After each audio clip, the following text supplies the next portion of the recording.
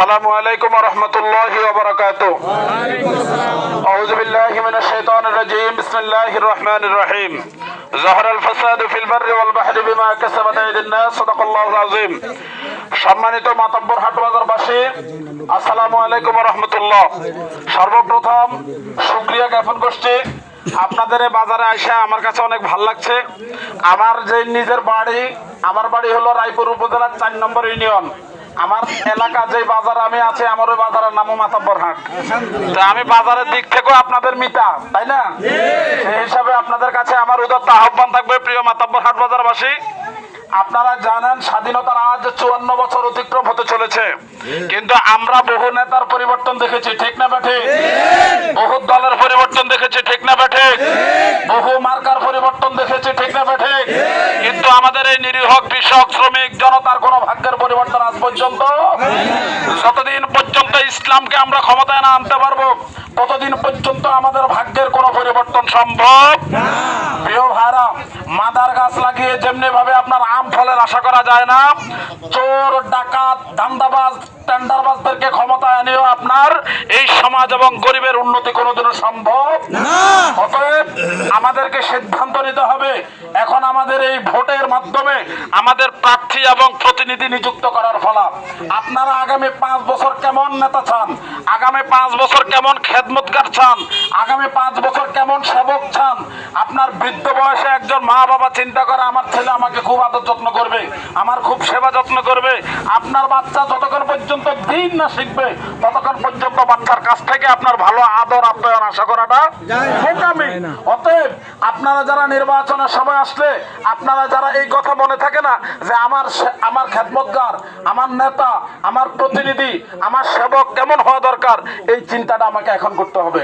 প্রিয় ভাইরা, আপনারা যাকে ভোট দিবেন আপনার ভোটে আপনার প্রতিনিধি নিযুক্ত হবে। আপনার প্রতিনিধি যদি একজন চোরকে নির্বাচিত করেন, ডাকাতকে নির্বাচিত করেন, এই মাসুল আপনাকে পরবর্তী 5 বছর দিতে হবে কি হবে না? এবং আপনারা বারবার আপনাদের কাছে পরীক্ষা দেওয়া শেষ, ওরা বারবার আমাদের কাছে আসছে। কেউ আপনার ভোটের সময় আসলে টুপি লাগায় আসছে, কেউ পাঞ্জাবি লাগায় আসছে, কেউ দান সদ্গার কথা বলে আসছে, কেউ মেয়ের বিবাহ করে আপনার দান দিবে বলে আসছে, কেউ আপনার এই কার্ড দিবে, ওই কার্ড দিব, ওই কার্ড দিবে, বিভিন্ন ধরনের লোভ লালসা নিয়ে আমাদের মাঝে এখন হাজির হচ্ছে, ঠিক না বেটে?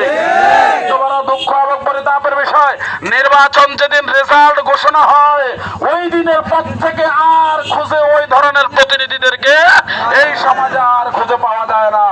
আমরা যদি এখনো এই সঠিক বুঝ আমাদের না আসে, আগামী 5 বছরও ভুগবেন। নেতা কেমন চান এখন সিদ্ধান্ত নিতে হবে, ঠিক না বেঠিক? আমার ইসলামী আন্দোলন বাংলাদেশ তথা হাত পাখার নেতা কর্মীরা, আপনারা এই সমাজে আমাদের কোনো চেয়ারম্যান নাই, কোনো মেম্বার নাই, এরপর আমাদের নেতা কর্মীরা আপনাদের পাশে ছিল কি ছিল না? আগামী দিনও থাকবে ইনশাআল্লাহ। এই যে একটু আগে দেখলাম এইদিকে একটা রাস্তা বাঁধা দিয়েছে আমাদের চেয়ারম্যান সাহেব, সহকারে এলাকার জনগণকে সাথে নিয়ে একটা রাস্তা এখানে নির্মাণ করে দিয়েছে। আমরা আমাদের সামর্থ্য অনুযায়ী আমরা এই সমাজের পাশে থাকবো। আপনারা আমাদেরকে নির্বাচিত করলেও আমরা থাকবো, নির্বাচিত না করলে আমরা থাকবো। কারণ মোহতারাম পেশা উচ্চারমানায় আমাদের মোহতারাম আমির আমাদেরকে শিক্ষা দিয়েছেন, রাজনীতি মানে ইনকাম নয়, রাজনীতি মানে হলো ত্যাগ, রাজনীতি মানে হলো মানুষের সেবা। আমরা আপনাদের এই সেবা নিয়ে যতদিন পর্যন্ত আল্লাহ হায়াত দিয়েছে আমরা আপনার এই সমাজের পাশে থাকবো। রাজি আছি না কর্মী ভাই? ইনশাআল্লাহ। প্রিয় ভাইদেরকে বলবো, আপনারা যদি আমাদেরকে আপনাদের প্রতিনিধি হিসেবে নিযুক্ত করতে পারেন তাহলে লাভ হবে কি, সরকারি যতগুলো বরাদ্দ আসে হাজার হাজার কোটি টাকার, এই বরাদ্দগুলো সুষম বন্টন হলে এই রাস্তাটা আজকে এত দুর্ভোগ থাকতো না। এই রাস্তা দিয়ে রুগী হাসপাতালে যাওয়ার আগে মারা যাবে আমার মনে হচ্ছে। সুস্থ মানুষও তো আসা যাওয়া করা যায় না, রুগীরা কিভাবে যায়? অতএব আপনাদের এই উপজেলার যে শত শত কোটি টাকা আপনার বরাদ্দ হয়, আমরা আর কিছু দিতে পারবো না, কোনো মিথ্যা প্রলোভন দিতে পারবো না, আপনাদেরকে ধোকা দিতে পারবো না।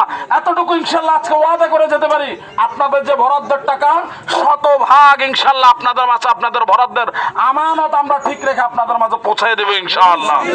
আপনার বরাদ্দের টাকা আপনাকে পৌঁছায় দিলে আপনারা সুখী হবেন। আর কোন ধরনের ধোকাবাজি ধান্দাবাজি এইটা সেটা বলে আপনাদেরকে বিব্রত করার কোনো দরকার যে যত ধরনের কথা বলে নির্বাচনের আগে মনে রাখবেন এই সব ধোঁকা, এই কার্ড, ওই কার্ড, বিকাশ, আইডি কার্ড, এগুলো একটা ধোঁকা।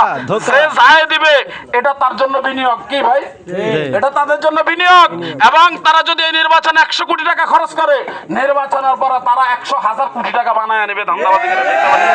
আমরা নির্বাচনের আগে কাউকে টাকা দিয়ে লোভ লাগাই না, নির্বাচনের পর আপনাদের বরাদ্দের 1 টাকা আমরা মাইরা দেব না, চুরি করবো না ইনশাআল্লাহ। সবাই ভালো থাকবেন, বুঝে শুনে 12 তারিখ সিদ্ধান্ত দিবেন, ভোট কেন্দ্রে যাবেন, হাত পাখাকে বিপুল ভোটে জয় করবেন আপনাদের খেদমত করার জন্য। দেখা হবে ইনশাআল্লাহ 12 তারিখে। আসসালামু আলাইকুম ওয়া রাহমাতুল্লাহি ওয়া বারাকাতুহু।